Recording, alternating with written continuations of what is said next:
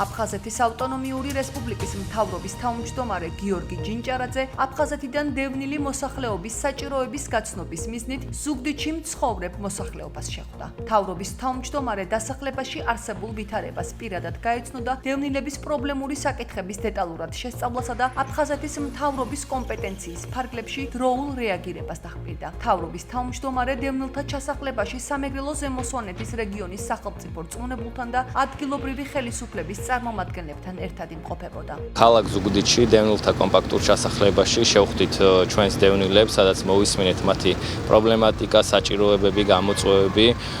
აფხაზეთის მთავრობა მოახდენს სიტუაციის ანალიზს და შესაბამისად მხის რეაგირებას მათ გამოწვევებზე და პრობლემებზე, მათზე ზრუნვა, სოციალურ-ეკონომიკური პირობების გაუმჯობესება ერთ-ერთი უმთავრესი მიზანია ჩვენი მთავრობისთვის. ვიმყოფებით ზუგდიდში თაბუკაშვილის დევნილთა ჩასახლებაში. მოვისმინეთ გამოწვევები, რაზეც დაპირდა ბატონი გიორგი, რომ გაეცნობა საკითხ სიღრმისეულად და მიიღებს სპეციალურად გადაწყვეტილებას. გაგრძელდება მსგავსი ტიპის შეხვედრები. ჩვენც აქტიურად ვართ პარლამენტში ჩართული მოსახლეობასთან შეხვედრებზე და